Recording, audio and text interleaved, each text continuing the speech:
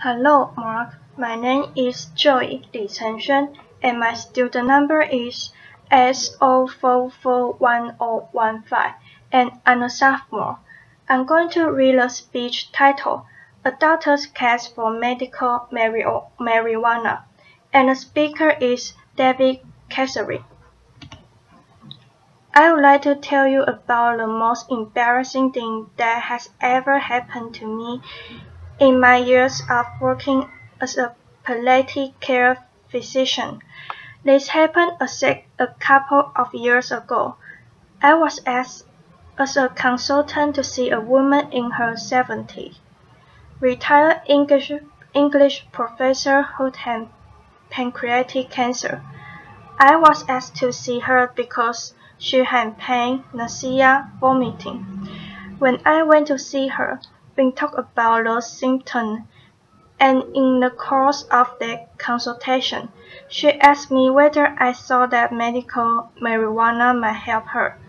I thought back to everything that I had learned in the medical school about medical marijuana, which don't take very long, because I had done absolutely nothing. And so I told her that, as far as I knew, medical marijuana had no benefit, was over, and she smiled and nodded and reached into the handbag next to the bed, and pulled out a stack of about a dozen randomized controlled trials showing that medical marijuana has benefit for symptoms like nausea and pain and anxiety. She'd hand me those articles and say, "Maybe you should read this before offering an opinion, doctor." Laughter. So I did. That night, I read all of those articles and found a bunch more. When I came to see her the next morning, I had to admit that it looks like there is some evidence that marijuana can offer medical benefit, and I suggest that if she really was interested, she should try it. You know what she said? This 73-year-old retired English professor, she said, "I did try it about 6 months ago. It was amazing. I've been using it every day since. It's the best drug I discovered. I don't know why it took me 73 years to discover this stuff. It's amazing." Laughter. That was the moment in which I realized I need to learn something about medical marijuana, because what I was prepared for in medical school bore no relationship to reality. So I started reading more articles. I started talking to the researchers. I started talking to doctors. And most importantly, I started listening to patients. I ended up writing a book based on those conversations. And that book really revolved around 3 surprises. Surprises to me anyway. One I already alluded to. That there are really some benefit to medical marijuana. Those benefits may not be as huge or as stunning or as some of the most avid proponents of medical marijuana would have believed, but they are real. Surprise number 2. Medical marijuana does have some risks. Those risks may not be as huge and as scary as some of the opponents of medical marijuana would have us believe, but they are real risks nonetheless. But it was the third surprise that was most surprising, and that is that a lot of the patients I talked with who turned to medical marijuana for help wasn't turning to medical marijuana because of its benefit or the balanced risk of risk and benefit, or because they thought it was a wonder drug, but because it gave them control over their illness. It let them manage their health in a way that was productive. and efficient and effective and comfortable for them. To show you what I mean, let me tell you about another patient. Robin was in her early 40s.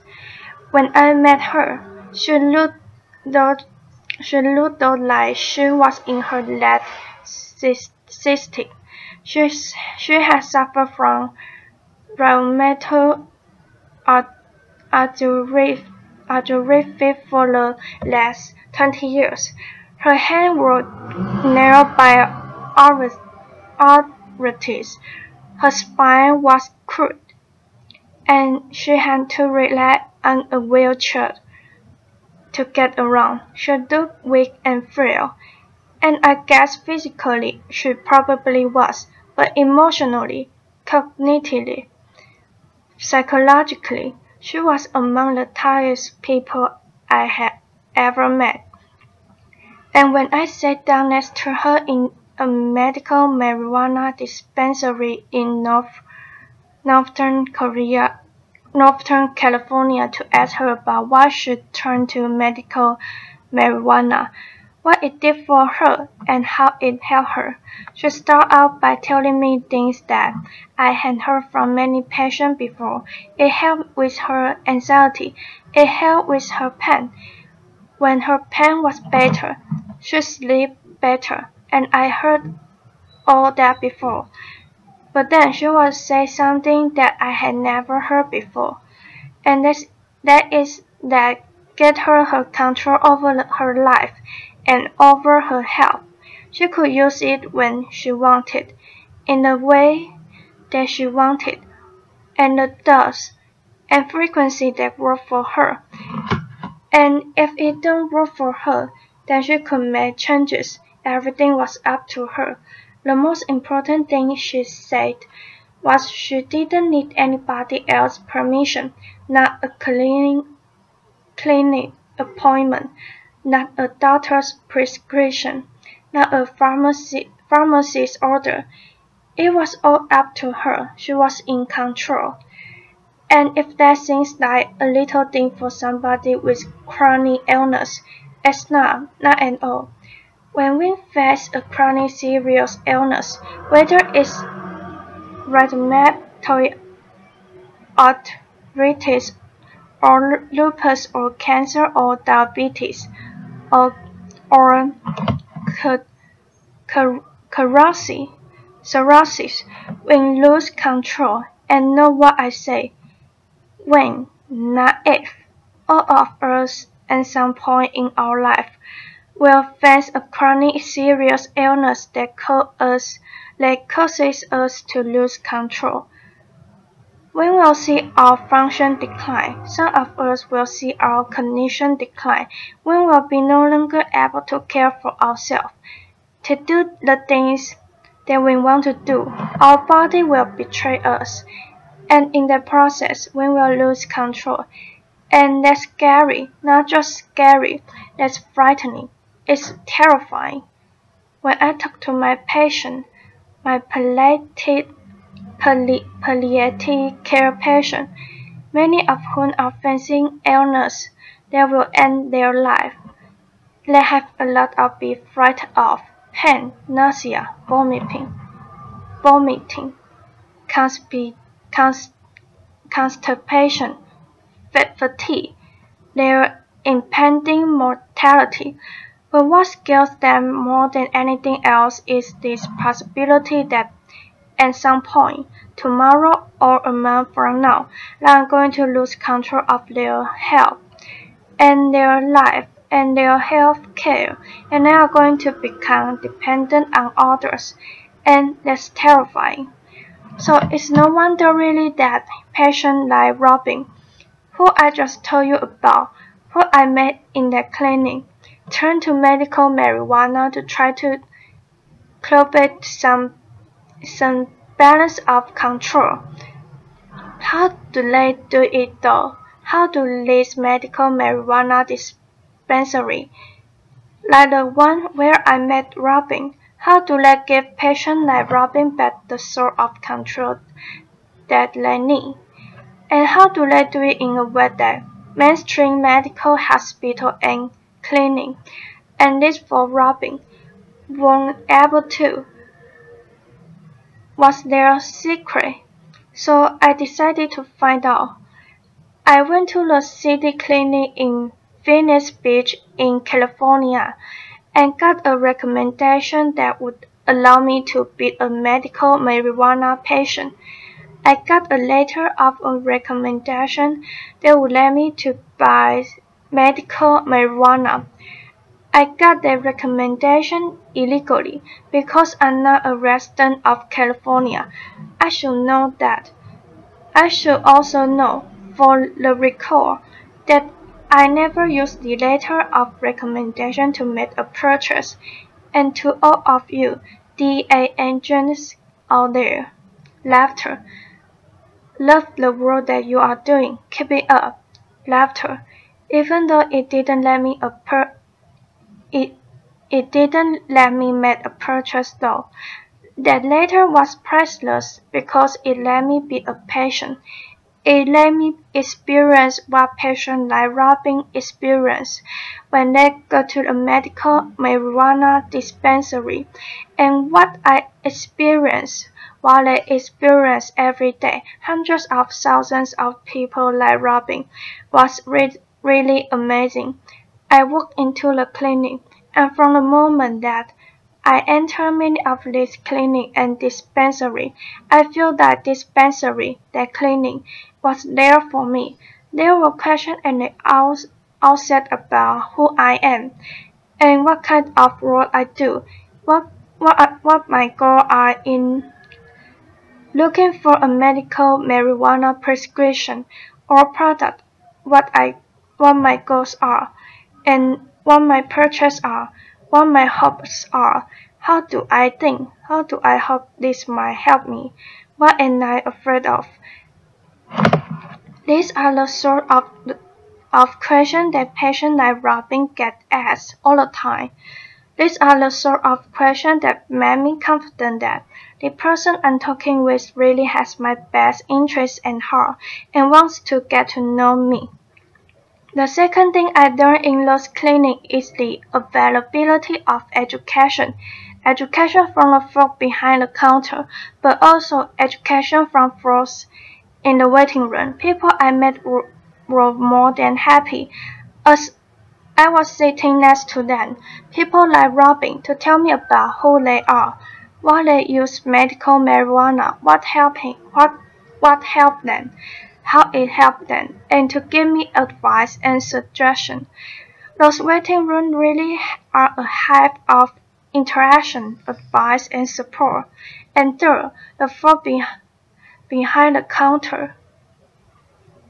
I was amazed at how willing those people were to spend sometimes an hour or more talking me through the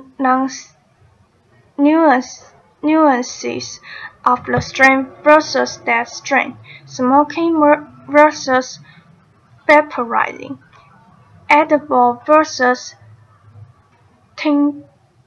tinctures. Or, remember, without me making any purchase was over, think about the last time you went to any hospital or clinic, and the last time anybody spent an hour explaining those sort of things to you.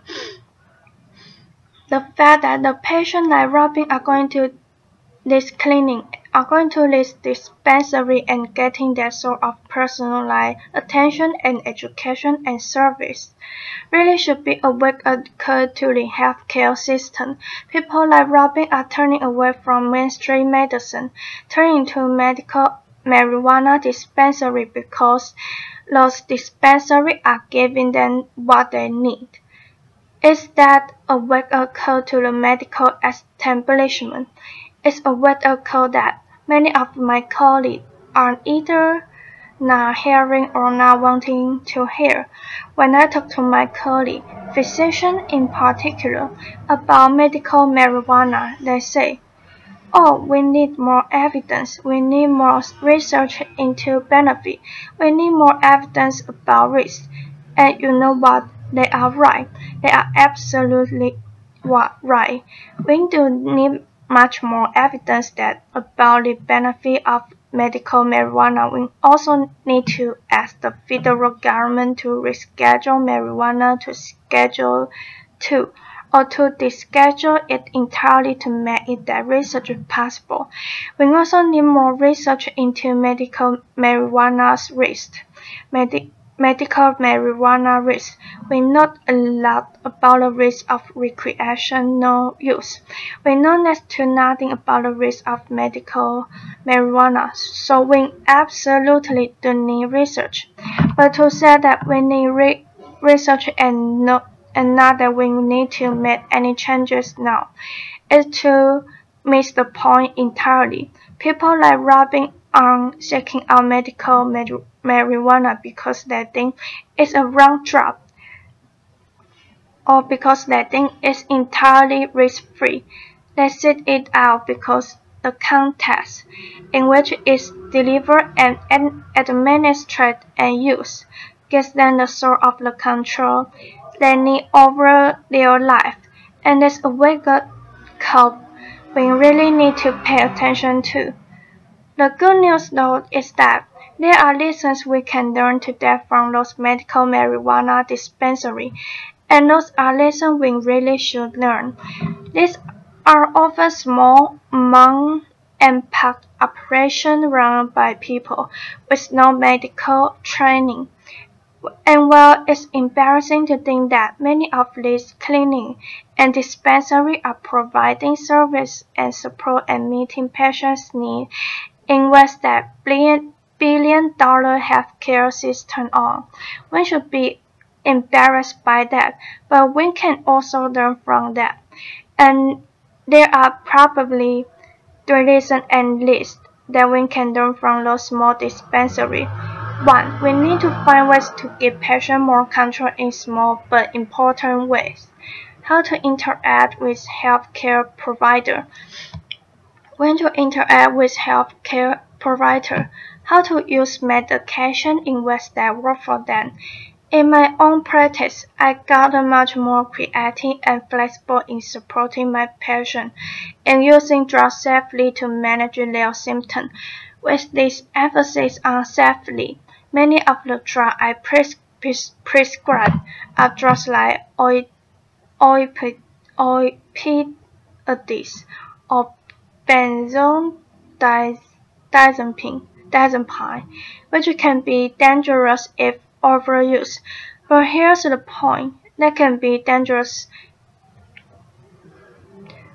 if they are overused, but they can also be ineffective if they not use it in a way that's consistent with what patients want and need. So that flexibility, if it delivered safely, can be extraordinarily valuable for patients and their families. That's number 1. Number 2, education. Huge opportunity to learn from some of the three of those medical marijuana dispensaries to provide more education that doesn't require a lot of physician time necessarily, or any physician time, but opportunity to learn about what medication we are using and why, prognosis, trajectory of illness, and most importantly, opportunity for patients to learn from each other. How can we replicate what goes on in those clinic and medical dispensary waiting rooms? How patients learn from each other? How people share with each other? And last but not least, putting patients first the way those medical marijuana dispensaries do, making patients feel legitimately like what they want, what they need. Is why, as healthcare providers, we are here asking patients about their hopes, their fears, their goals and preferences. As a palliative care provider, I ask all my patients what they are hoping for and what they are afraid of. But here's the thing: patients shouldn't have to wait until they are chronically seriously ill, often near the end of life, They shouldn't have to wait until they are seeing a physician like me before somebody asks them, "What are you hoping for? What are you afraid of?" That should be back into the way that health care is delivered. We can do this. We really can. Medical marijuana dispensary and clinic all across the country are figuring this out. They are figuring this out in ways that larger, more mainstream health systems are years behind. But we can learn from them, and we have to learn from them. All we have to do is swallow our pride, put aside the thought for a minute that because we have last our letter after our name, because we are expert, because we are chief medical officer of a large health care system, we all know there is to know about how to meet patients' needs. We need to swallow our pride. We need to go visit a few medical marijuana dispensaries. We need to figure out what they are doing. We need to figure out why so many patients like Robin are leaving our mainstream medical clinic and going to this medical marijuana dispensary instead. We need to figure out what their tricks are and their tools are, and we need to learn from them. If we do, and I think we can, and I absolutely think we have to. We can guarantee all of our patients will have a much better experience. Thank you. Applause.